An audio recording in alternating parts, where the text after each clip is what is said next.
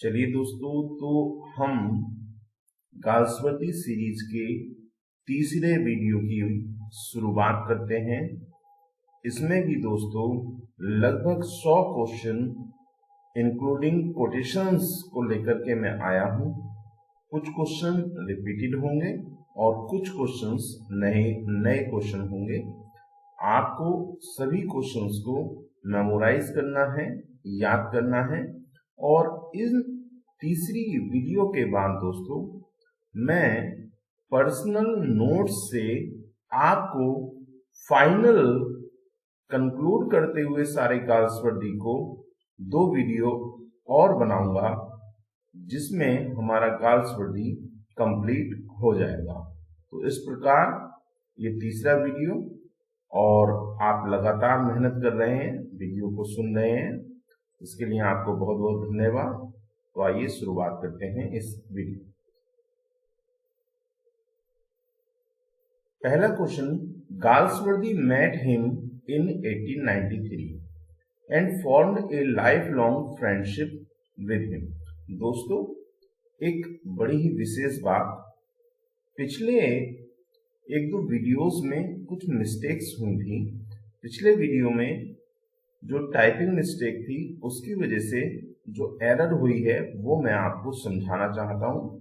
Actually मैंने फिर इसको अपने नोट्स से मैच किया, तो ये मैंने पाया कि जिस बुक से ये मैंने इसको टाइप करवाया था वो बुक में ये गलत दिया हुआ था, तो फिर मैंने उसको करेक्ट किया है इस वीडियो में।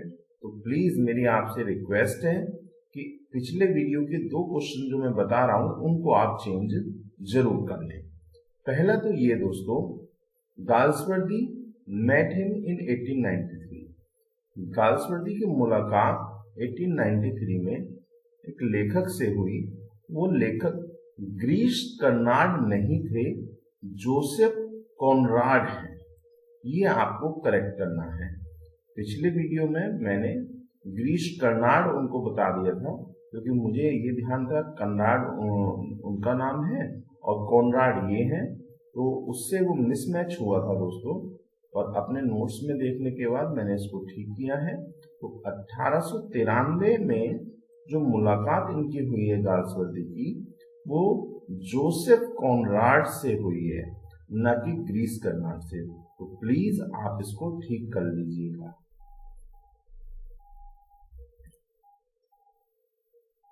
The first volume of Galsworthy, entitled From the Four Winds, appeared in 1897 under the pseudonym। आपको याद है पहला जो पब्लिकेशन था उनका शॉर्ट स्टोरी का कलेक्शन, वो 1897 में आया है और सुडोनियम यानी कल्पित नाम के साथ आया है। दोस्तों मैंने आपको ये बताया था कि सुडोनियम की स्पेलिंग आप जरूर याद कर लीजिएगा, इम्पॉर्टेंट है, आ सकती है एग्जाम में, पूछ लिया जाता है। तो जो सुडोनियम उनका था वो था जॉन सेंट जॉन, और मैंने आपको बता दिया है जॉन सेंट जॉन का अभिप्राय है John son of John.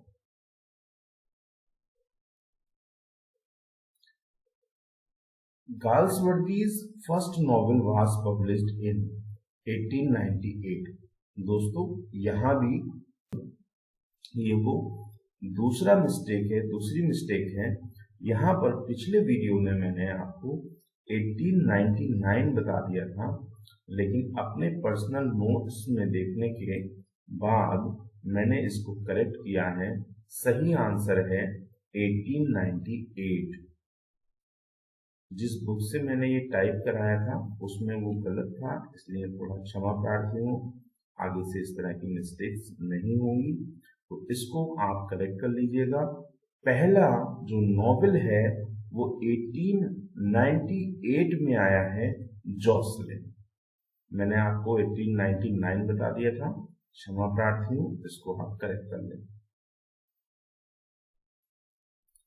I read in various chambers। मैं बहुत सारे चैम्बर्स में पढ़ा हूँ। प्रैक्टिस्ड, मैंने प्रैक्टिस भी की है। And dislike my profession thoroughly, फिर भी मुझे अपना प्रोफेशन पसंद नहीं। तो आपको मैंने बताया था कि गाल्सवर्दी ने उनके पिता के द्वारा कहने पर जो है वकालत की, लेकिन गाल्सवर्दी का इंटरेस्ट वकालत में नहीं था, इसलिए उन्होंने ये बात कही, I read in various chambers, मैं बहुत अध्ययन किया वेरियस चैम्बर्स में, प्रैक्टिस भी की, लेकिन फिर भी मुझे ये प्रोफेशन उतना पसंद नहीं है। तो ये और कोई नहीं बल्कि Galsworthy. Burn it and you will oblige me.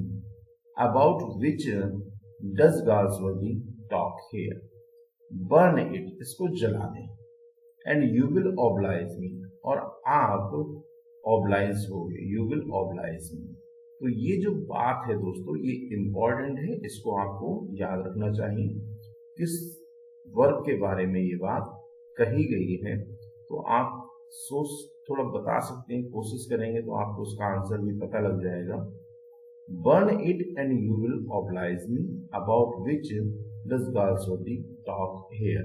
तो सही आंसर है दोस्तों फ्रॉम द फोर विंड्स। ये जो बात कही है उन्होंने, ये अपने पहले वर्ग के बारे में कही है। पहला वर्ग जो था उनका फ्रॉम द फोर विंड्स 1897 में ये आया था, 1897।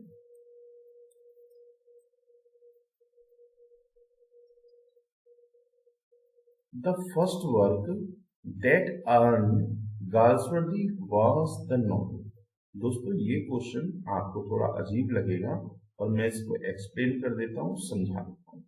देखिए क्वेश्चन में कहा गया द फर्स्ट वर्क, पहला वर्क that earned, जिसमें गाल्सवर्दी ने कुछ धन कमाया, यानी कुछ पैसा कमाया, वो तो गाल्सवर्दी वाज द नॉवेल। वो कौन सा नॉवेल था? तो आपको बता दूं, पिछले वीडियो में मैंने बताया था कि 4 जो शुरू के वर्क थे तो गाल्सवर्दी को अपने पास से उनके पब्लिकेशन में पैसा खर्च करना पड़ा और उनको कुछ भी हासिल नहीं हुआ। लेकिन इस वर्क में गाल्सवर्दी ने, ये पहला वर्क है गाल्सवर्दी का जिसमें उन्होंने कुछ रुपए हासिल किए, कमाए। तो इसीलिए कहा गया the first work that earn Galsworthy was the novel. तो वो कौन सा नॉवेल था? वो नॉवेल था the Island Pharisees. The Island Pharisees 1904। दोस्तों इसकी जो डेट है ये इंपॉर्टेंट है, इसको आप जरूर ध्यान से देख लें, इसकी डेट बहुत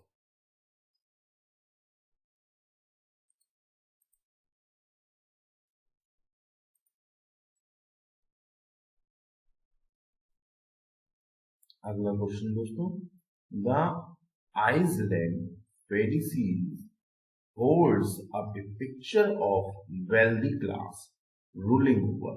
तो यहाँ विशेष रूप से ध्यान दीजिए कि जो प्ले है Iceland Pharisees holds up a picture, इसमें ऐसा वर्णन है of the wealthy class, wealthy class का जो रूलिंग करती है, शासन करती है, over the poor class, poor class यानी गरीब लोगों पर, एंड फैटनिंग ऑन देम, और उनको और ज्यादा गरीब बनाती है, यानी कि उनका शोषण करती है। तो ये पिक्चर किस प्ले में है ये आपको ध्यान रखना है। तो आइसलैंड फेरीसीज में ये दिखाया गया है picture of the wealthy class, wealthy class के लोग गरीब लोगों को शोषण करते हैं, उन पे रूल करते हैं, यानी उन पर शासन करते हैं। The first play that made Galsworthy famous as a playwright, वह प्ले कौन सा है? पहला प्ले, फर्स्ट प्ले जिसने गाल्सवर्दी को प्ले राइट के रूप में प्रसिद्धि दिलाई या प्ले राइट के रूप में उनकी पहचान कराई। तो आपको मालूम है the Silver box, silver box 1906, आपको याद होगा पहला वर्क है, 1906 में आया है। Galsworthy's reputation as a novelist was established by, Galsworthy की सबसे ज्यादा प्रसिद्धि जो हुई है दोस्तों, वो उनके नॉवल द फोरसाइट सागा की वजह से हुई है। इसका पब्लिकेशन ईयर 1922 है दोस्तों, इसको जरूर आप याद रखिएगा।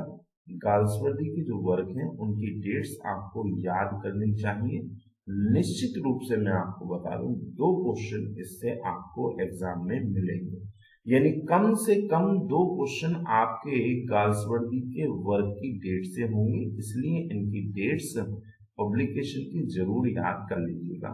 देखिए अक्सर बच्चे मेरे से क्वेश्चन करते हैं कि सर शेक्सपियर की जो डेट्स हैं उनके बारे में आप कुछ बताइए।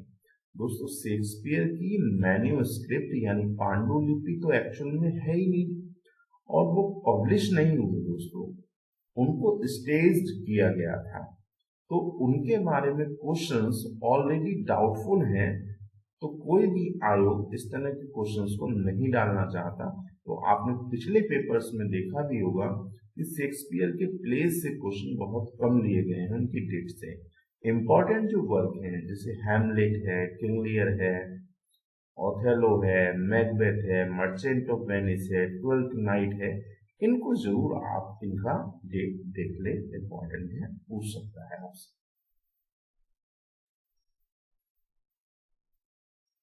द फोर्साइट सागा इंक्लूड्स, दोस्तों ये एक ट्रायोलॉजी है। ट्रायोलॉजी का मतलब जिसमें 3 वर्क इंक्लूड हो। द फोर्साइट सागा एक ट्रायोलॉजी है, तो इसके अंदर 3 वर्क हैं, वो कौन कौन से हैं, ये क्वेश्चन बड़ा इंपॉर्टेंट है आपके लिए, इसको जरूर आप याद कर लें। पहला है द मैन ऑफ प्रॉपर्टी, 1906 में आया है। दूसरा है दोस्तों इन चैंसरी, 1920 में। तीसरा है टू लेट, 1921 में। ये 3 इसमें इंक्लूडेड वर्क है ट्रायोलॉजी में। और दोस्तों 2 इंटरल्यूड्स इसमें जोड़े गए हैं, एंड 2 इंटरल्यूड्स, यहाँ पर आप देख रहे हैं 2 इंटरल्यूड्स इसमें जोड़े गए हैं। तो पूछा गया है कि वो इंटरल्यूड कौन से हैं। पहले तो आप इसको पूरा याद कर लीजिए कि the Forsyte saga is a trilogy, 1922 में आया, और इसके अंदर 3 जो वर्क हैं वो कौन कौन से हैं, द मैन ऑफ प्रॉपर्टी है, इन चैंसरी है, टू लेट है, और 2 इंटरल्यूड से छोटे पार्ट है। तो वो छोटे पार्ट हैं Indian summer of a Forsyte tales and awakening. दोस्तों सही आंसर है C. Which play of Galsworthy deals with the inadequacy of the administration of justice.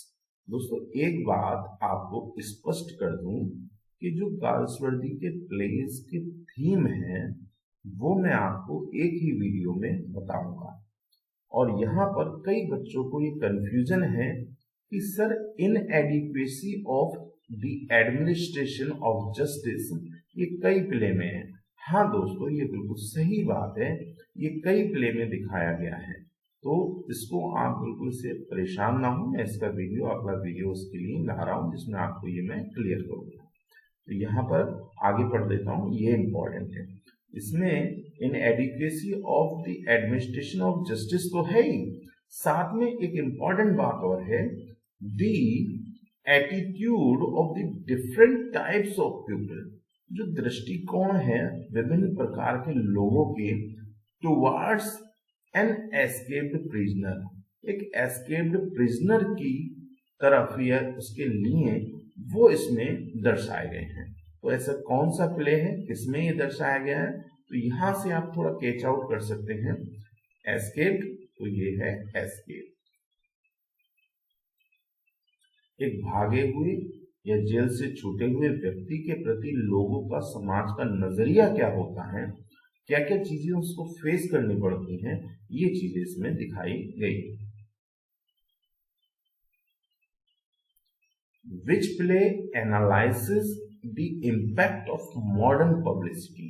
बिल्कुल जैसे ही मॉडर्न पब्लिसिटी की बात आई है आपको एकदम याद आ गया होगा, मैंने आपको ट्रिक भी बताई थी कि पब्लिसिटी करनी है तो आपको शो करना ही पड़ेगा।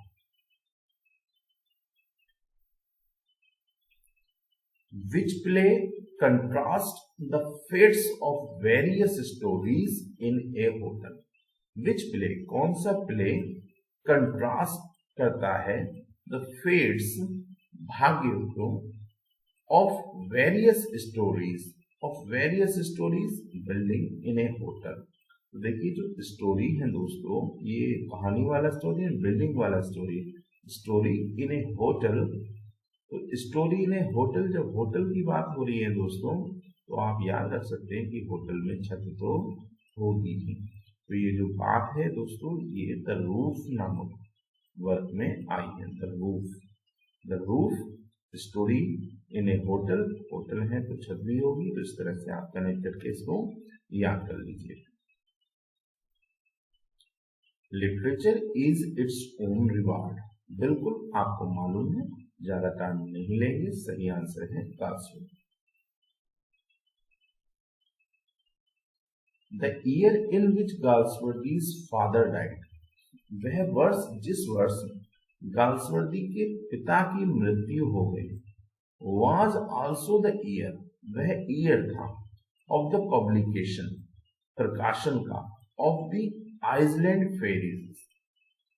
फाइंड आउट द ईयर, वर्ष आपको बताना है कि ये जो वर्क है, जिस वर्ष में गाल्सवर्दी के पिताजी की डेथ हुई, उसी वर्ष ये वर्क प्रकाशित हुआ, तो वो ईयर कौन सा था।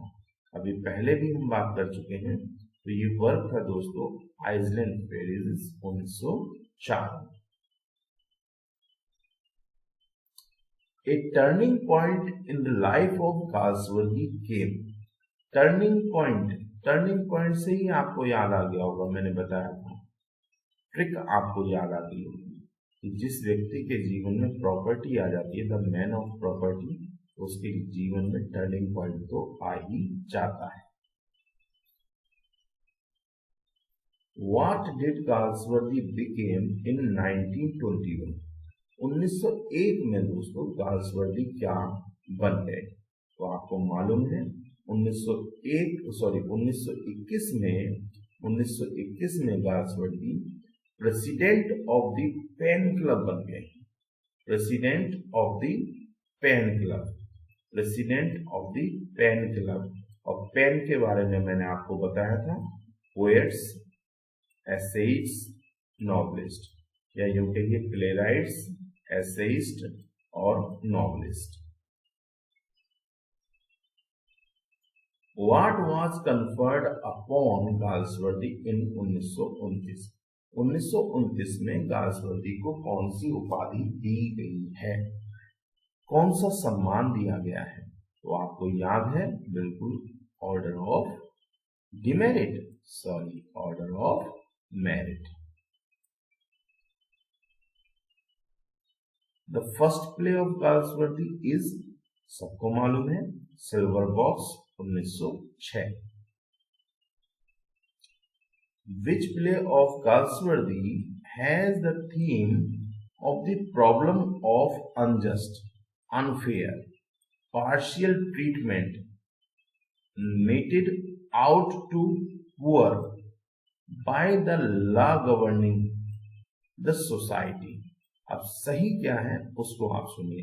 It clearly shows that there are two laws। दोस्तों बहुत ही इंपॉर्टेंट है, There are two laws, दो नियम हैं, दो कानून की व्यवस्थाएं हैं। One is meant for the rich, एक व्यवस्था तो है अमीरों के लिए, and another for the poor, और एक व्यवस्था है गरीबों के लिए।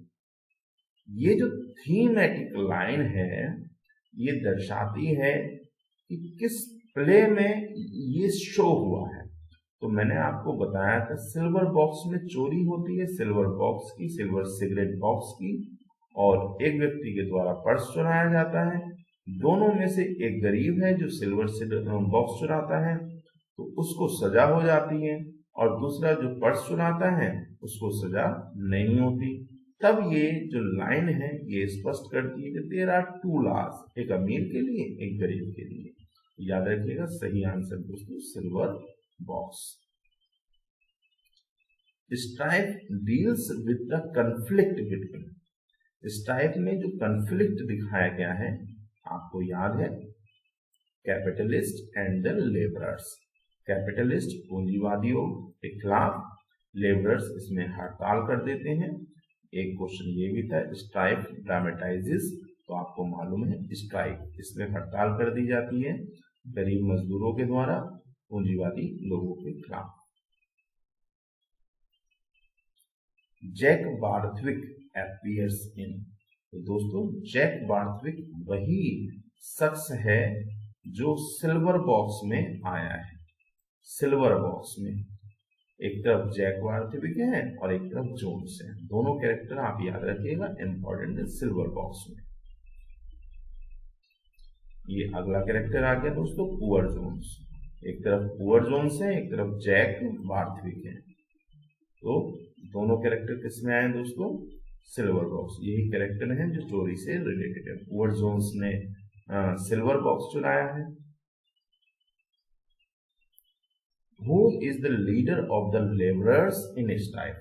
गरीबों का जो लेबरर्स हैं, मजदूर वर्ग हैं, उनका लीडर कौन है स्ट्राइक प्ले के अंदर? बिल्कुल सही आंसर आपको याद आ गया होगा, कई बार हमने इसका अभ्यास कर लिया है। कौन है दोस्तों बताइए? Yes, David Roberts. Who is the leader of laborers? Sorry, ये हो गया है question. In this play, there is a conflict between the old established aristocracy and the loud, uncultured new rich। दोस्तों यहां थोड़ा समझिए, इस प्ले के अंदर, इस वर्क में जो न्यू मैन्युफैक्चरिंग रिच हैं, यानी अभी हाल ही में मैन्युफैक्चर करने वाले जो रईस हैं, जो अमीर लोग हैं, उनके बीच, और जो पहले से ही विकसित एस्टेब्लिश्ड एरिस्टोक्रेट हैं, बड़े पूंजीपति हैं, उनके बीच का संघर्ष दिखाया गया है। और दो लोगों के नाम आपको विशेष रूप से इस बार के लिए याद रखने हैं, एग्जाम के लिए बहुत ही इंपॉर्टेंट है, आ सकता है, पूरे चांस हैं। वो नाम है दोस्तों, पहला नाम है हिलक्राइस्ट और हॉर्नब्लोवर। हिलक्राइस्ट और हॉर्नब्लोवर। यहां पर जो हिलक्राइस्ट हैं दोस्तों वो एरिस्टोक्रेट हैं, और जो हॉर्नब्लोवर हैं वो पॉवर्टी को रिप्रेजेंट करते हैं, गरीबी को रिप्रेजेंट करते हैं। तो इसका आपको ध्यान रखना है। दोनों कैरेक्टर आपसे पूछ लेगा कि हिलक्राइस्ट और हॉर्नब्लोवर किस में आए हैं। देखिए दोस्तों, इसको आप ऐसे भी कनेक्ट कर सकते हैं कि हिलक्राइस्ट जो है वो एरिस्टोक्रेट है। हिल माने होती है पहाड़ी, तो पहाड़ी पर जो है अमीरों के बच्चे घूमने जाते हैं। हॉर्नब्लोवर, ब्लो माने होता है बाजा बजाना, ब्लो करना, तो छोटे जो गरीब लोग होते हैं उनके बच्चे क्या छोटे बाजों से खेलते रहते हैं। तो इस तरह आप इसको कनेक्ट कर लीजिएगा। दोनों कैरेक्टर दोस्तों इंपॉर्टेंट हैं, किस प्ले में ये आए हैं। तो अब आप देख लीजिए आंसर, सही आंसर है स्किल गेम। यहीं पर अब दो चीजें आपको ध्यान रखनी है, कैरेक्टर्स भी आपको याद रखने हैं, किसको रिप्रेजेंट करता है कौन, ये भी याद रखना है। हिलक्राइस्ट एरिस्टोक्रेसी को, हॉर्नब्लोवर पॉवर्टी को, ये याद रखना है। दूसरी बात ये याद रखनी है कि जो कॉन्फ्लिक्ट दिखाया गया है वो पुराने अमीरों के बीच में, जो पहले से ही एस्टेब्लिश्ड है, और जो न्यू रिच मैन्युफैक्चरिंग क्लास है उसके बीच में। इन दोनों के कॉन्फ्लिक्ट की अगर बात हो तो दोस्तों आप आंसर लगा के आइएगा, the skill game. Falder appears in, आपको मालूम है जस्टिस का ये फाल्डर कैरेक्टर सबसे ज्यादा फेमस है। Who suffers solitary confinement in justice? Solitary confinement यानी एकांतवास की सजा, एकांत कारावास की सजा किसको होती है? फाल्डर को होती है जस्टिस प्ले के अंदर। It is a powerful social tragedy, देखिए it is a powerful social tragedy. It satirizes the contemporary English system। English system को जो वर्तमान का उस समय का इंग्लिश सिस्टम था उसको सटायर करने वाली, व्यंग करने वाली जो प्ले है, जो वर्क है, वो कौन सा है? लॉ एंड जुडिशरी को दर्शाने वाला। It's hero suffers from the bitter punishment of solitary confinement. बात याद आ गई होगी कि इसका जो हीरो है वो सॉलिटरी कन्फाइनमेंट को झेलता है, उसकी सजा उसको होती है। तो ये अभी हमने पहले भी बात की थी। तो जस्टिस प्ले के अंदर जो फाल्डन नामक कैरेक्टर है दोस्तों, उसको सश्रम कारावास की, एकांतवास की सजा होती है जस्टिस प्ले के अंदर। और यही इंग्लिश लीगल सिस्टम को हिलाने वाला गाल्सवर्दी का प्ले बन गया। और इस प्ले ने लोगों को इतना जागरूक कर दिया कि जो उनका सिस्टम था, जो उनकी शैली थी, कार्यशैली दोस्तों, उसमें उनको बदलाव लाने पड़े। तो ये वर्क बहुत ज्यादा हाईलाइट हुआ था उस समय में जब यह पब्लिश हुआ और जनता में ये पहुंचा। The growth of an adolescent girl through emotional conflicts into a lover and a woman is the theme of। देखिए, ध्यान दीजिए, द ग्रोथ, यहाँ पर विकास, डेवलपमेंट दिखाया है एडोलसेंट गर्ल, एक किशोरावस्था वाली लड़की का, थ्रू इमोशनल कंफ्लिक्ट, अपने ही विचारों में, इनटू ए लवर, प्रेम में पड़ जाती है, एंड ए वुमेन, एक स्त्री की कहानी। तो ये सारा जो मैटर है एक किशोरावस्था वाली लड़की का, एक वुमेन का, ये किस में दर्शाया गया है? तो दोस्तों ये जॉय प्ले के अंदर इसको दर्शाया गया है, जॉय वर्क में ये आया है। और इसको आगे भी एक दो क्वेश्चन इससे रिलेटेड जरूर आएंगे, इसको ध्यान रखिएगा। ये कंफ्लिक्ट जो है, ये कंफ्लिक्ट बड़े इंपॉर्टेंट है कि प्ले में आखिर दिखाया क्या गया है। The class consciousness prejudice of an old English baronet। देखिए, ओल्ड इंग्लिश बैरोनेट फैमिली की बात होगी अगेंस्ट द मैरिज, एक शादी के प्रति या शादी के विषय में जो बैरोनेट फैमिली के रूढ़िवादिता है, क्लास कॉन्शियसनेस है, जातिवाद है, उसको दर्शाया गया है। किस प्ले में ये दर्शाया गया है? और ये जो चीज है ये दिखाई गई बिटवीन द एल्डेस्ट सन, किसके बीच में? जो एल्डेस्ट सन है उस बैरोनेट फैमिली का, फैमिली में जो सबसे बड़ा एल्डेस्ट सन है, सबसे बड़ा बेटा है, एंड द सर्विंग मेड।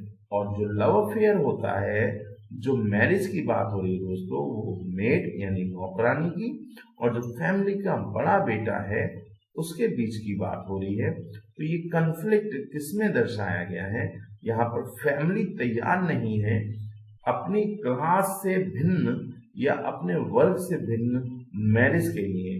तो ये कन्फ्लिक्ट किस वर्ग में दर्शाया गया है? तो ये दोस्तों सीधा नाम से स्पष्ट है यहाँ पे, द एल्डेस्ट सन। इजी है, आराम से आपको याद हो जाएगा। The heroes of Galsworthy's drama are the unseen fates। Important quotation है, एक ट्रिब्यूट कह सकते हैं आप इसको, और ये इंपॉर्टेंट है दोस्तों। तो मैंने इसको रेड किया है। इतना ही आप याद रख लें कि गाल्सवर्दी के बारे में किसने कहा है? The heroes of Mr Galsworthy's drama, कि जो हीरो हैं मिस्टर गाल्सवर्दी के ड्रामा के, are the unseen fates. Unseen fates किसने बताया है? गाल्सवर्दी के कैरेक्टर्स को, हीरोज को।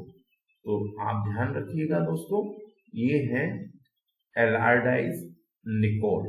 निकोल से आप याद रख सकते हैं, निकोल ने अनसीन फेट की बात की है। हीरोज के, जो गाल्सवर्दी के हीरो हैं, उनके अनसीन फेट्स, अनसीन न दिखने वाले जो भाग्य है, जो भाग्य है उनका, जो करवट बदलता है, जिससे उनके जीवन में डूम आता है जीवन में, तो उसकी बात किसने की है? तो एलार्डाइज निकोल। निकोल से आप याद रखिएगा दोस्तों।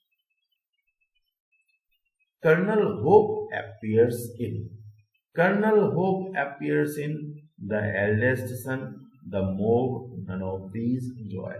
देखो कर्नल होप आ रहा है दोस्तों, तो होप माने होती है आशा, और आशा वही होगी जहां पर खुशी होगी। अगर खुशियां होती हैं तो आशाएं भी होती हैं। खुशियों के साथ आशाओं का बड़ा घनिष्ठ संबंध है। इस कैरेक्टर को आप इस माध्यम से याद कर लें, याद हो गया होगा। Colonel Hope appears in joy. John Boulder is an unimaginative, hot-tempered man. In which play does he appear? देखिए जॉन बिल्डर एक कैरेक्टर है, उसको पूछा गया है कि जॉन बिल्डर जो कि एक शॉर्ट टेम्परामेंट आप कहिए, थोड़े से संयम वाला व्यक्ति है, जल्दी ही क्रोध कर बैठता है, ऐसा ये कैरेक्टर किस प्ले के अंदर आया है? तो द फैमिली मैन में ये कैरेक्टर आया है दोस्तों, जॉन बिल्डर। जॉन बिल्डर, इसको भी मैं आपको ट्रिक के माध्यम से याद करा देता हूं। दो तरीके से आप इसको याद कर सकते हैं। एक तो ये कि जॉन बिल्डर, देखिए बिल्डर, बिल्डिंग, बुल्ड से आप कर सकते हैं। बुल्ड यानी बिल्डिंग में कौन रहेंगे? फैमिली के लोग रहेंगे, ए फैमिली मैन। दूसरा आप इस तरह से भी कर सकते हैं कि हॉट टेम्पर्ड है ये बिल्डर, तो हॉट टेम्पर्ड का मतलब झगड़ने वाले हैं, जल्दी जल्दी गुस्सा करते हैं। तो आप इस तरह से भी याद रखिएगा कि a family man is hot tempered.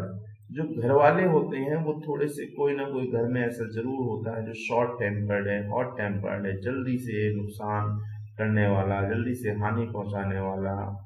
तो जॉन बिल्डर आप इसे याद कर लीजिए। In the play The Silver Box, Jack Barthwick steals a woman's sky blue velvet silk purse। देखिए मैंने आपको बताया था कि जैक बार्थविक ने सिल्वर पर्स चुराया, सॉरी वेलवेट सिल्क पर्स चुराया है। सिल्क पर्स चुराया है जैक बार्थविक ने, और मिस्टर जोन्स ने सिल्वर सिगरेट बॉक्स चुराया है। जैक बार्थविक ने पर्स चुराया और जॉन ने एक सिल्वर सिगरेट बॉक्स चुराया है। तो ये आपको ध्यान रखना है, ये घटना सिल्वर बॉक्स प्ले की है। Who is the police inspector in the Silver box? Silver box में पुलिस इंस्पेक्टर कौन है दोस्तों? कैरेक्टर बड़ा ही इंपॉर्टेंट है, आ सकता है एग्जाम में, इस बार आ सकता है। Who is the police inspector in the play the Silver Box? तो सही आंसर है दोस्तों स्नो।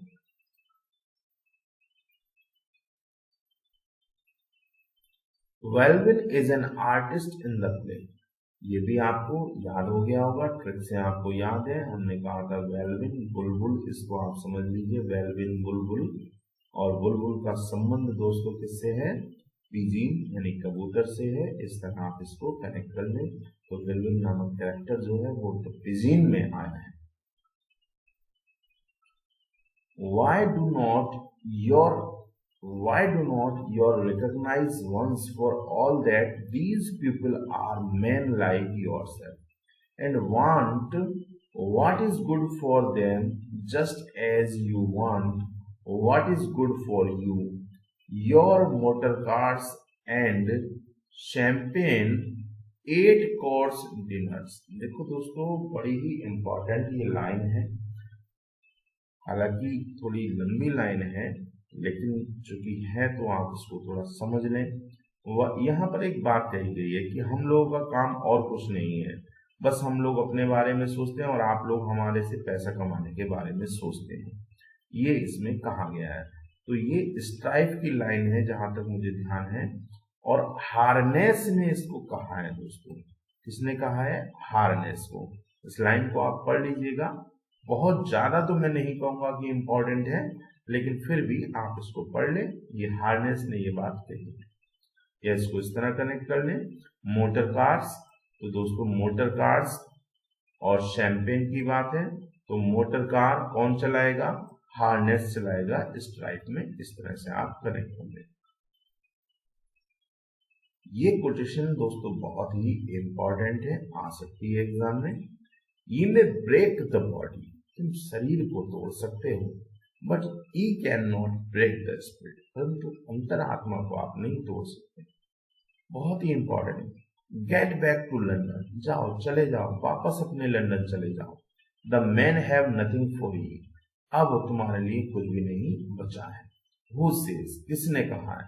दोस्तों ये स्ट्राइक में जो विवाद बढ़ता जाता है, तो उस दौरान रॉबर्ट, जिसकी मैंने आपको बताया था वाइफ की डेथ हो जाती है भूख के कारण, एनी जिसका नाम था, तो रॉबर्ट जब उसके सामने बात आती है तो ये कहता है कि ये में ब्रेक द बॉडी, तुम हमारा शरीर नष्ट कर सकते हो, हमारे शरीर को कमजोर बना सकते हो, but ye cannot break the spirit, परंतु तुम हमारी अंतरात्मा को नहीं तोड़ सकते। तो ये रॉबर्ट जो कि लेबरर्स का लीडर है, उसने ये बात दोस्तों कही है स्ट्राइक प्ले के अंदर। बहुत ही इंपॉर्टेंट है, याद कर लेना, याद कर लेना, याद कर लेना।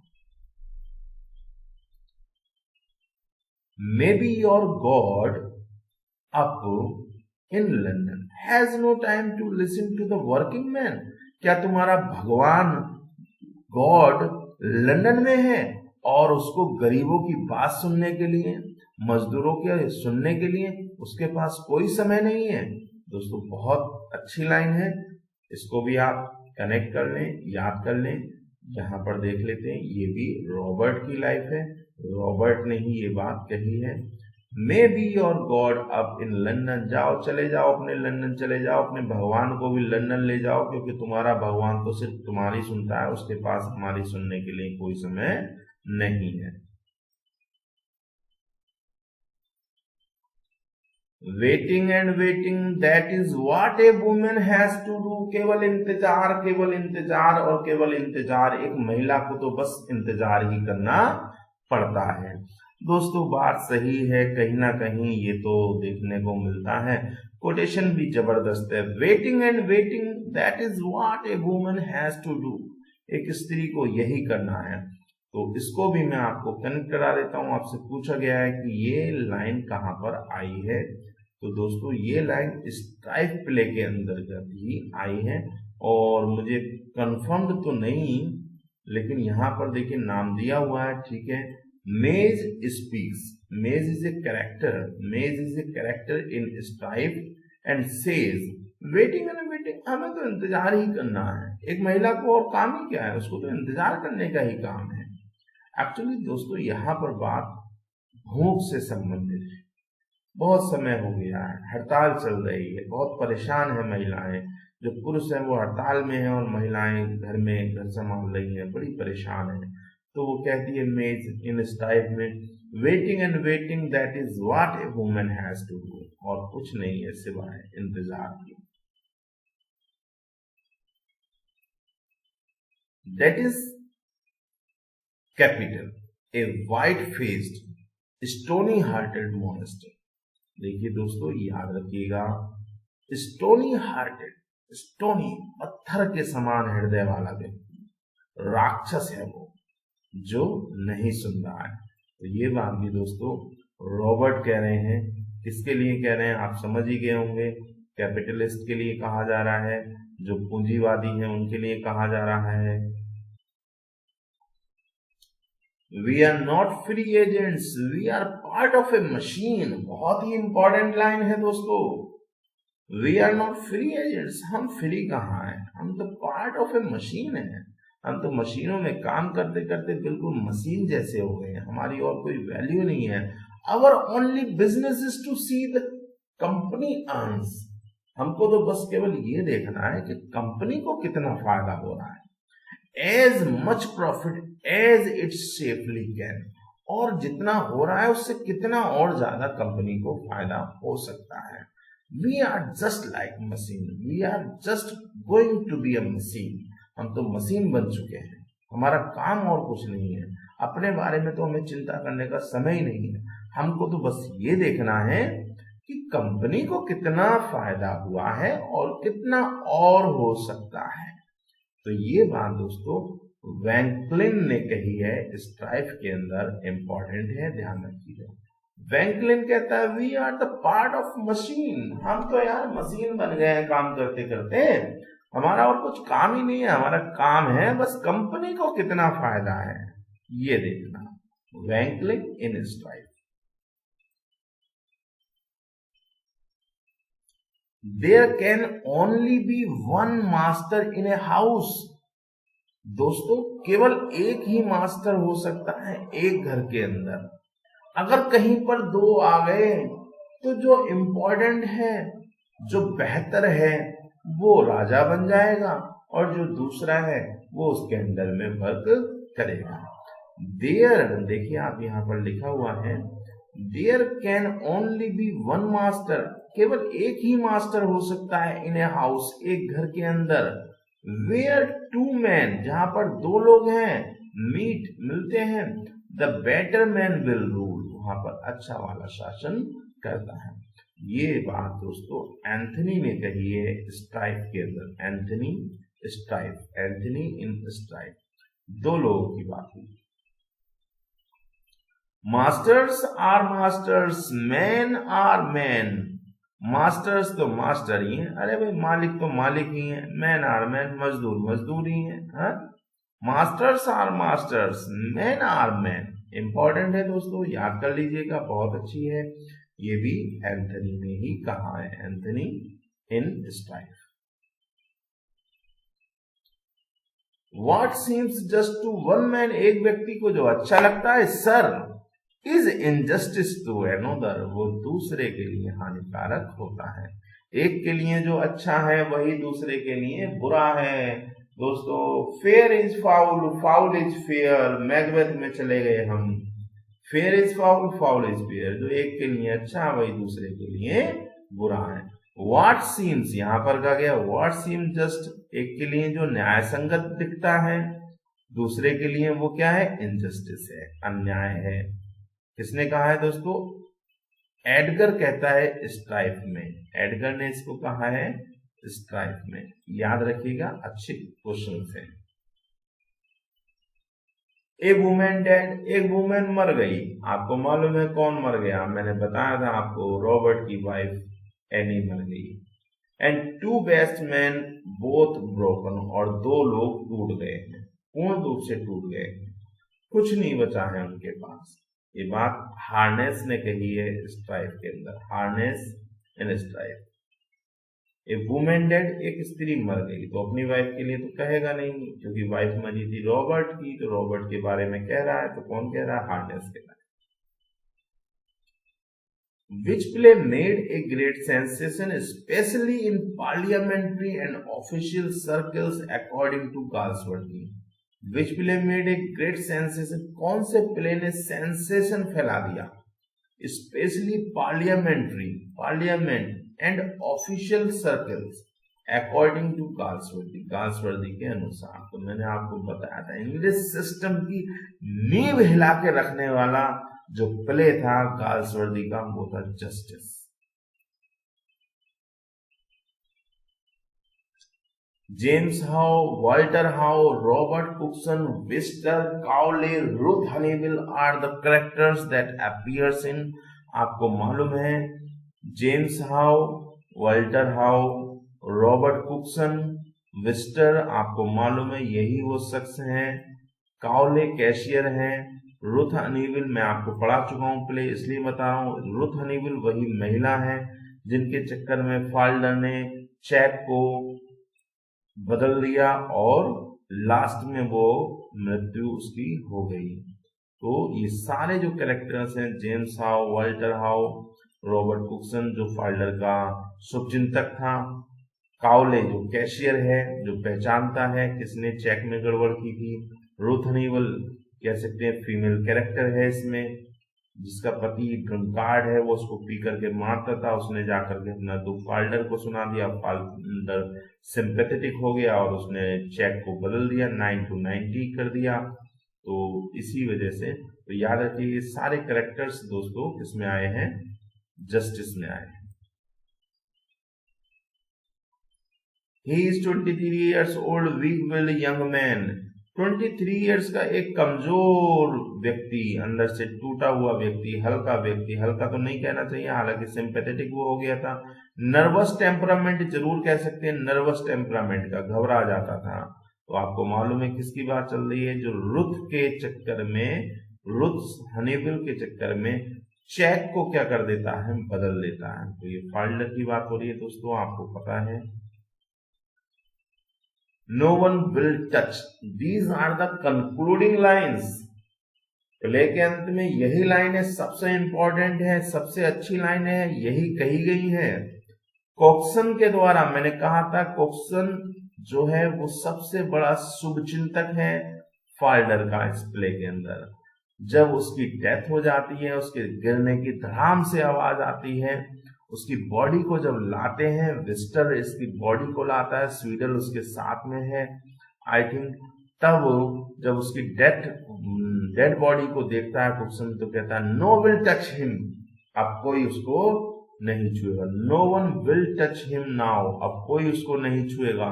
नेवर अगेन, कोई भी दोबारा नहीं छुएगा।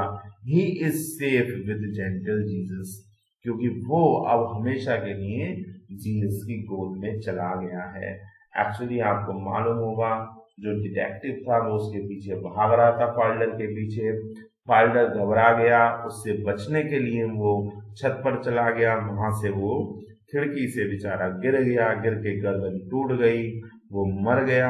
तब कुक्सन कहता है कि अब उसे कोई नहीं पकड़ पाएगा, अब कोई उसको नहीं छुएगा, वो तो भगवान की गोद में चला गया है।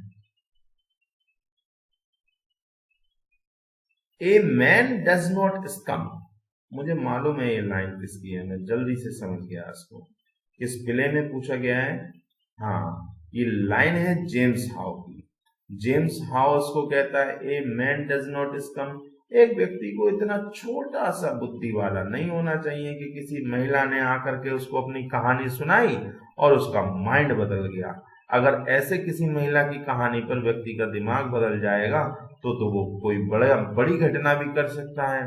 तो ये जो कंपनी के इंचार्ज थे जेम्स हाउ, ये वो बात कहते हैं a man does not scum, एक व्यक्ति को ना स्थिर रहना चाहिए, शॉर्ट माइंडेड नहीं होना चाहिए। तो जेम्स कह रहे हैं किसके बारे में कह रहे हैं, ये आपको मालूम है, फाइल्डर के बारे में कह रहे हैं, क्योंकि फाइल्डर ने ही गड़बड़ की थी। Life is one long temptation, life one long temptation है, लॉन्ग टेम्पटेशन है, बहुत ही इंपॉर्टेंट क्वेश्चन है। गाल्सवर्दी ने कहा है दोस्तों, जस्टिस में कहा है, आपको मालूम है, ज्यादा समय नहीं लूंगा यहां पर। We live in a highly civilised age, हम तो रहते हैं दोस्तों in a highly civilised age, बहुत ही ऊंचे आदर्शों वाली, सभ्यताओं वाली एज में, युग में रहते हैं, जो सिर्फ दिखावटी है, जो सिर्फ दिखावटी है, वास्तव में उसमें कुछ है नहीं। वी लिव, हमें रहना है, हम रहते हैं, दिखावा ही दिखावा है, हकीकत है ही नहीं। ये बात कही गई दोस्तों। Where do these lines appear, तो ये लाइन आई है दोस्तों जस्टिस के। Justice is a machine that when someone has once given it, बहुत बहुत बहुत ज्यादा इंपॉर्टेंट है, बहुत ज्यादा इंपॉर्टेंट है भाइयों, कर लेना, देवियों, सज्जनों, मित्रों, मेरे अपनों, कर लेना इसको याद। Justice is a machine that, justice एक न्याय की मशीन है, that when someone has once given it the starting push, जब कोई इसको झटका मार करके, जैसे इंजन को स्टार्ट करने के लिए पहले उसमें किक मारनी पड़ती है, झटका मारना पड़ता है, हैंडल मारना पड़ता है, ऐसे ही कानून की व्यवस्था है। इसको स्टार्ट करने के लिए हमको जब एक पुश मिल जाता है तो फिर ये स्वतः से अपने आप काम करने लगता है। ये बात दोस्तों कही है, जस्टिस प्ले में ये लाइन आई है, जस्टिस प्ले के अंदर जस्टिस को डिफाइन करती हुई ये line. It is the same with the dogs, it is same with the dogs. ये जो हरकत है ये डॉग्स के अंदर भी देखने को मिलती है। अगर आप थोड़ा सा उनसे ना मुस्कुरा करके उनको उससे बात कर लोगे तो वो भी आपके सामने दुम हिलाने लगेंगे, मीन्स इज टू से वो भी आपकी तरफ कदम अपना बढ़ा देंगे। If you treat them with kindness, अगर तुम उनको प्रेम से, ट्रीट करते हो, they will do anything for you, वे कुछ भी तुम्हारे लिए करने को तैयार हो जाएंगे। जैसे गधा तैयार हो गया, कौन तैयार हो गया, फाल्डर तैयार हो गया जस्टिस में, किसके लिए, रुथ हनीविल के लिए, क्योंकि रुथ हनीविल ने प्रेम से उसे अपनी कहानी सुना दी और वो कहानी दर्द भरी थी, तो वो सिंपैथेटिक हो गया और वो कुछ भी करने को तैयार हो गया। ये बात कही गई दोस्तों, याद रखिएगा कहाँ ये लाइन, जस्टिस में है। You cannot play fast and lose. You cannot play fast and lose with morality and hope to go scot-free. If society didn't take care of itself, nobody. इतना ज्यादा नहीं है, आप इतना यहाँ से ध्यान रख सकते हैं। You cannot play fast and lose. इससे आप कनेक्ट कर लीजिए। You cannot play fast and lose. Justice में लाइन आई है दोस्तों। You cannot play fast and lose. वही जस्टिस न्याय की बात है, फास्ट एंड लूज कनेक्ट कर लीजिए। The heroes of Galsworthy dramas are the unseen fates. अभी मैंने आपको याद कराया था कि जो हीरोज है ना गाल्सवर्दी के ड्रामास के, आर द अनसीन फेट्स, उनके भाग्य कैसे अनसीन है, ऑफ मॉडर्न एग्जिस्टेंस। बताइए, बिल्कुल याद आ गया, जी हाँ, सही answer Nicol, Allardyce Nicol. As a painter of the physical universe and of the soul, John Galsworthy is a poet. As a painter, एक पेंटर के रूप में, of physical universe, जो दिखने वाला यूनिवर्स है, समाज है, संसार है, and of the soul, of अगर सोल की बात करें, आत्मा की बात करें, John Galsworthy is a poet, तब मैं कहूंगा कि जॉन गाल्सवर्दी एक पोएट है। तो ये बात दोस्तों, मुझे एक कोटेशन अभी तक याद है, लुइस कैज़ामियन की ये कोटेशन है। लुइस कैज़ामियन ने कहा है, उसको आप कनेक्ट कर लिए, एज ए पेंटर, एक पेंटर की तरह। तो एक पेंटर कैज़ामियन, लुइस कैज़ामियन, देखिए आपको याद है लुइस कैज़ामियन एक पेंटर, तो इससे आप कनेक्ट कर लेंगे कैज़ामियन, Louis कैज़ामियन painter, which plays a study in racial pride and social convention. Racial pride, social convention किसमें दर्शाया गया है, मैंने आपको बताया था पहले भी कई बार ये क्वेश्चन आ चुका है दोस्तों। तो ये घटना है लॉयल्टीज, बिल्कुल भी टाइम नहीं लेंगे, ये क्वेश्चन पहले ही कई बार हो चुके हैं। In which novel does Galsworthy illustrate the breaking down of the inhibitions and the barriers as the result of the war? नया क्वेश्चन है आपके लिए। In which novel, कौन से नॉवल में गाल्सवर्दी इलस्ट्रेट, गाल्सवर्दी उदाहरण देता है, ब्रेकिंग डाउन तोड़ने का, समाप्त करने का, इनहिबिशंस जो रुकावटें हैं, बैरियर्स हैं, as the result of the war, युद्ध के समय में, रिजल्ट ऑफ द वार के रूप में। सेंट प्रोग्रेस, इसको भी मैं दोस्तों अगर आप कहें तो कनेक्ट करा दूं, बता दूं। देखिए यहाँ पर बात हो रही है ब्रेकिंग डाउन की, इनहिबिशंस की, बैरियर्स की, तो इस बैरियर से आप कनेक्ट कर लीजिए। देखिए यहाँ पर है प्रोग्रेस, और प्रोग्रेस को रोकने वाले, आगे कदम बढ़ता है उसको रोकने वाली चीजें क्या होती है, बैरियर्स कहलाती है। इस तरह से आप कनेक्ट कर लीजिए। The only way to get order, the only way, केवल only way, रास्ता to get, प्राप्त करने का क्या, ऑर्डर को दोस्तों। देखिए दोस्तों, ये कोटेशन मैं आपको इसलिए इसके मेन पार्ट को कनेक्ट करा रहा हूं कि बाकी आपको ध्यान रहे ना रहे, लेकिन यदि आप जो कोटेशन है उसका मेन पार्ट याद रखेंगे तो फिर आप उस कोटेशन को आराम से कर लेंगे। The only way to get order, केवल इतना याद रखिए, ऑर्डर लेने कौन जाएगा भाई, पिजीन जाएगा। ऑर्डर लेके कौन आएगा, पिजीन, ऑर्डर लेने आएगा पिजीन। ये देखिए कनेक्ट कर लीजिए। The only way to get order, order प्राप्त करने का केवल एक मात्र तरीका किसको मालूम है, कबूतर को मालूम है भाई, कबूतर बताएगा ऑर्डर कैसे लिया जाना है। We have to love because we love loving, we have to love, हमें प्रेम करना पड़ता है, बिकॉज, क्योंकि, वी लव लविंग, हम इसको चाहते हैं, हमें ये पसंद है। मैंने लव लव की आपको बात बताई थी, इसको कनेक्ट कर सकते हैं, ए बिट ऑफ लव में आया। The great thing about love is that each should know what the other wants at the moment. दोस्तों ये थोड़ा सा आपको समझना होगा, हालांकि इसको चाहे तो आप छोड़ भी सकते हैं, बहुत ज्यादा इंपॉर्टेंट मुझे ये नहीं लगती है। The great thing about love is that each should know what the other wants at the moment. ये रूफ से ली गई है दोस्तों, रूफ से ये लाइन है। What is the use of all these loft ideas that you cannot live up to? Liberty, equality, democracy. देखिए liberty, equality, democracy, see what comes of fighting for them. Windows, देखिए इसको मैं आपको connect करा दूं। Window, window means खिड़की होती है दोस्तों। खिड़की के पास खड़े होंगे तो आप स्वतंत्र होंगे, स्वतंत्रता से आप देख सकते हैं लिबर्टी के साथ। दूसरी बात, खिड़की से आप जो भी देखेंगे वो इक्वलिटी के साथ देखेंगे, सभी को जो भी कुछ आपको बाहर का दिखाई देगा वो सब समान दिखाई देगा। डेमोक्रेसी की बात इसमें कनेक्ट करने की जरूरत नहीं है, जैसे चाहे तो आप कर सकते हैं। तो लिबर्टी, इक्वलिटी, डेमोक्रेसी, तीनों को आप विंडो के साथ, खिड़की के साथ कनेक्ट कर दीजिए। लिबर्टी कहाँ है? खिड़की के पास खड़े होने में, खिड़की से देखने में equality.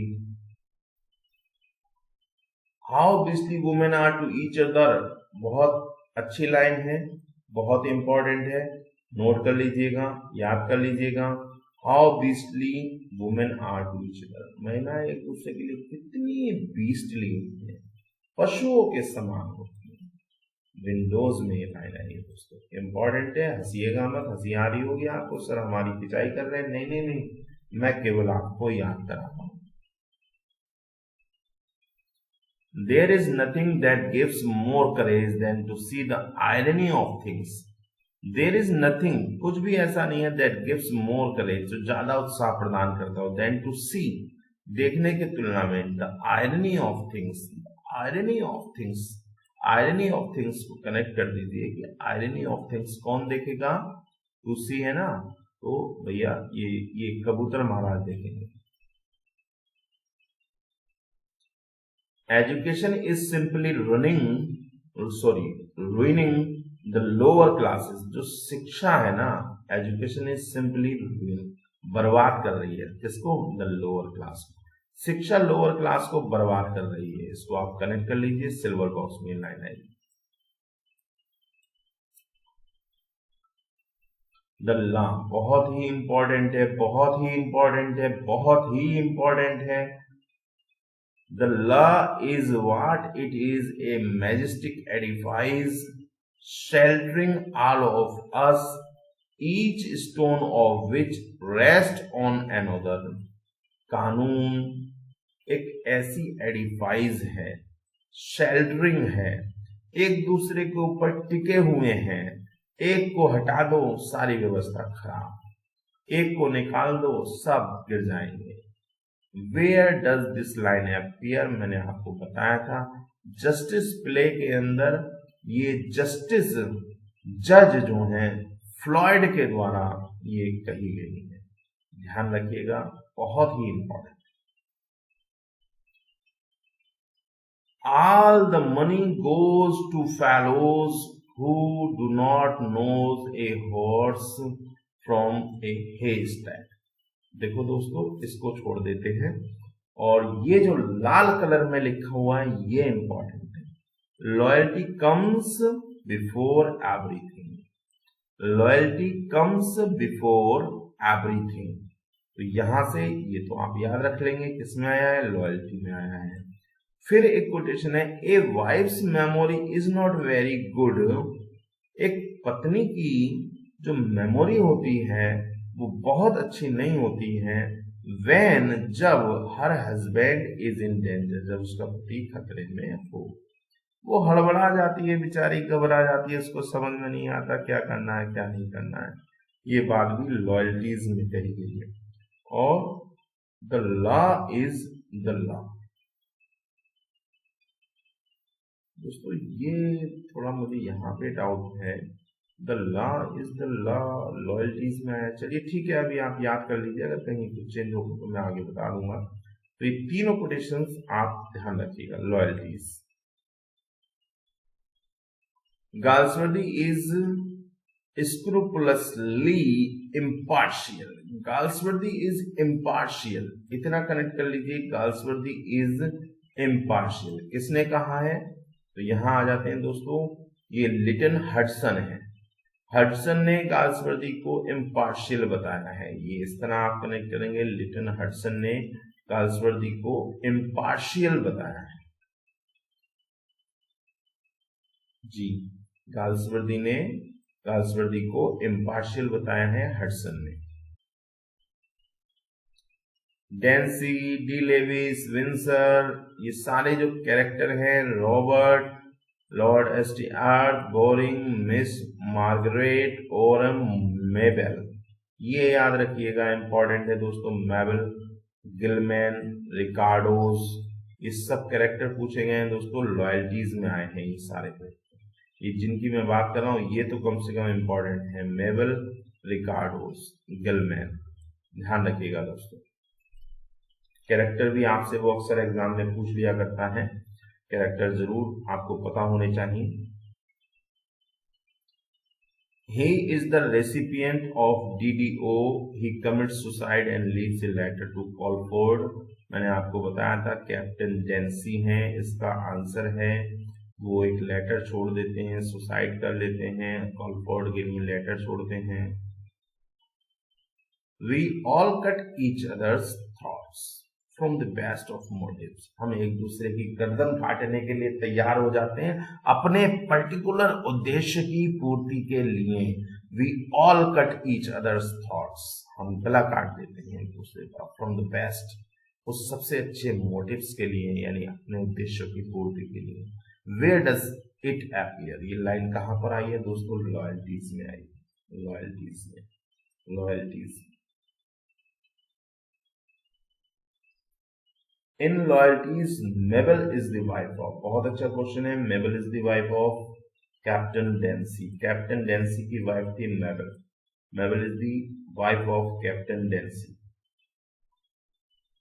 Ibsen, who wrote Doll's House, was the predecessor of Galsworthy. He was Ibsen की बात, गाल्सवर्दी की बात हो, इब्सन की बात ना हो, जोन्स एंड पिनोरे की बात ना हो तो नहीं हो सकता। ये एक नॉर्वेजियन ड्रामेटिस्ट थे दोस्तों। Ibsen was a Norwegian dramatist. It is not the artist business to preach, it is not the artist, यह किसी कलाकार का बिजनेस नहीं है टू प्रीच, कि वो उपदेश दे, वो भाषण दे। It is not the artist business to preach.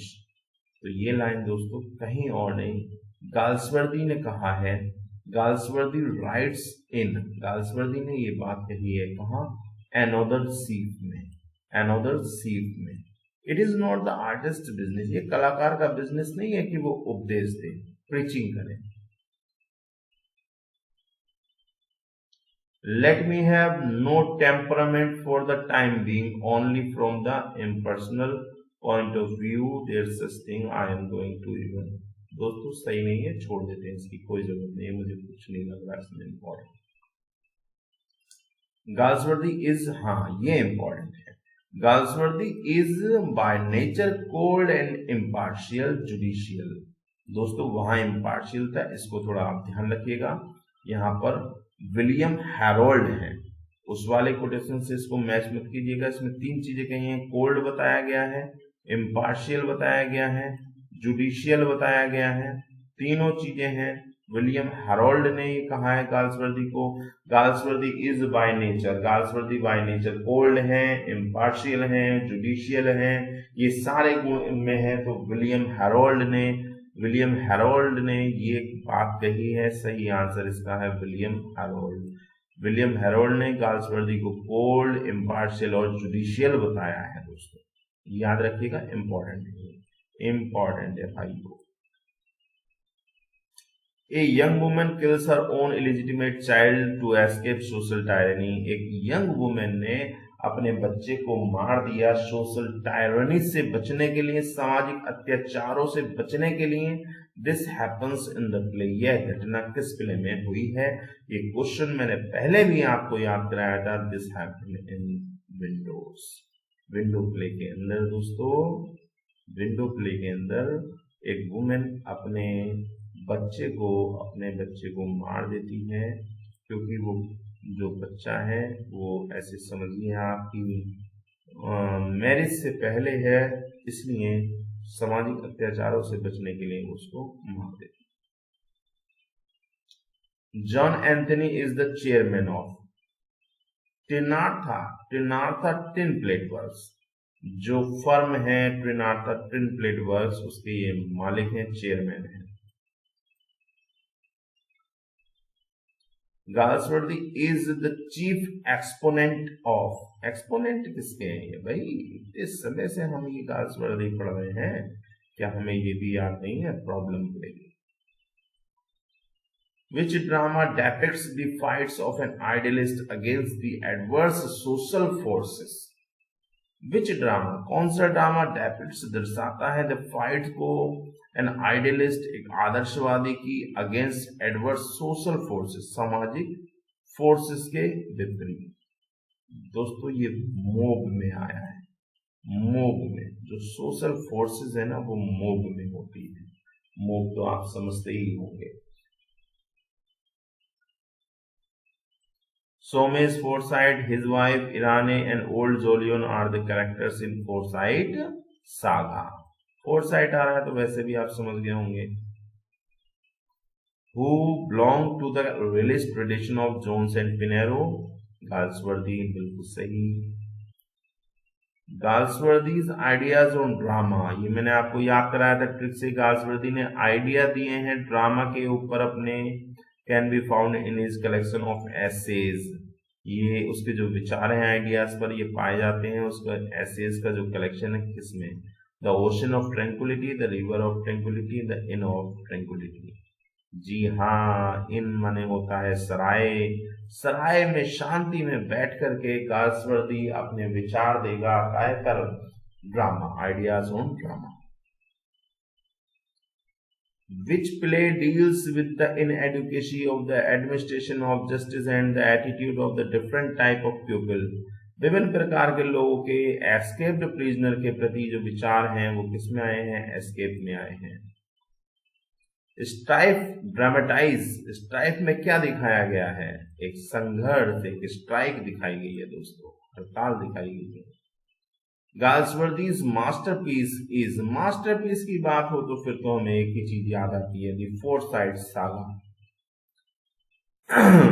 Galsworthy was the son of, son किसका था भाई? ये किसका सन था?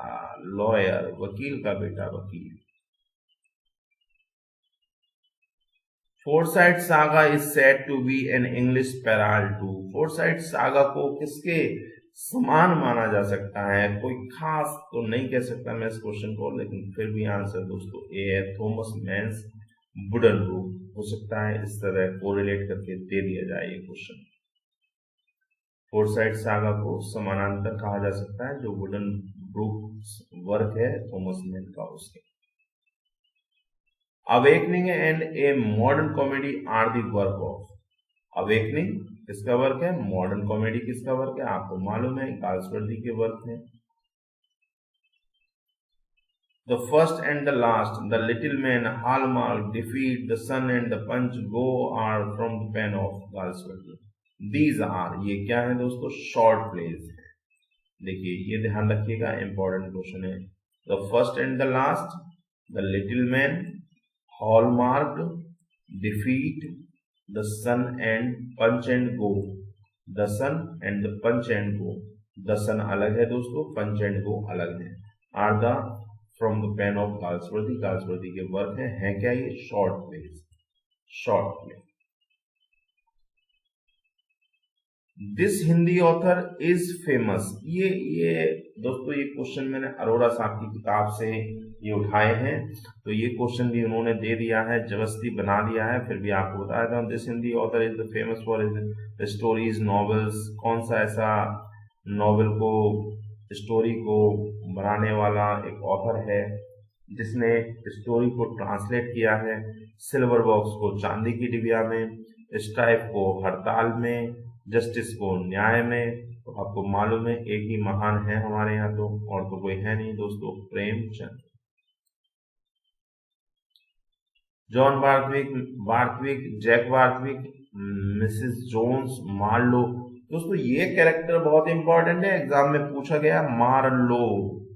मार्लो एक्चुअली एक लेखक हुए हैं शेक्सपियर के साथ के, या उनसे थोड़ा सा पहले के आप कह सकते हो, साथ में ही थे हालांकि, तो उससे मैच कर लेते हैं इसको।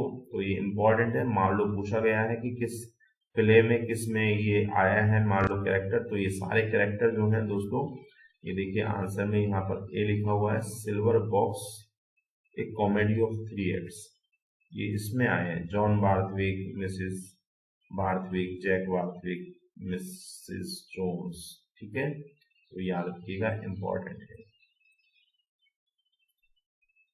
डिस्प्ले है द कैरेक्टर्स, और ये सबसे लंबा क्वेश्चन कि रॉबर्ट कुक्सन किस में आया है, आपको मालूम है किस में आया, जल्दी बता दो। विलियम फाल्डर किस में आया, जस्टिस में आया है। स्वीडल जो बॉय था, ऑफिस बॉय, वो किस में आया है, जस्टिस में। विस्टर जो डिटेक्टिव था वो किस में आया है, जस्टिस में। काउले जो कैशियर था वो किस में आया है, जस्टिस में। तो ये सभी कैरेक्टर्स हैं दोस्तों। हैरोल्ड क्लीवर किस में आया है, जो वकील था, ओल्ड सरकारी वकील था। हेक्टर फ्रोम जो कि फाल्डर का वकील था, वो किस में आया है, ये सॉरी हेक्टर फ्रोम एक प्रिजन गवर्नर, दोस्तों ये गलत दिया हुआ है यहाँ पे, प्रिजन गवर्नर। तो ये सारे कैरेक्टर्स दोस्तों, सभी कैरेक्टर्स ये जस्टिस प्ले के अंदर आए हैं, गाल्सवर्दीज जस्टिस। तो इस प्रकार से दोस्तों गाल्सवर्दी से रिलेटेड ये जो हमारा वीडियो था, ये जो ट्रायोलॉजी आप कह दीजिए इसको, 3 वीडियोस की, ये कंप्लीट हुई। अब हम इसके फाइनल 2 या 3 वीडियो में इसके बनाऊंगा और हमारा गाल्सवर्दी जो होगा वो कंप्लीट हो जाएगा। ये वीडियो से क्वेश्चंस मैंने आपको याद करा दिए। अब हम थ्योरी पे और क्वेश्चंस की रिपीटिशन पे बात करेंगे, डिस्कस करेंगे। तो आपने समय दिया, इसके लिए आप सभी को बहुत बहुत धन्यवाद। Keep it up, go ahead, आप किसी से कम नहीं है। आप जितने दुनिया में लोग हैं उन सभी के समान योग्यता आप रखते हैं। Thank you so much.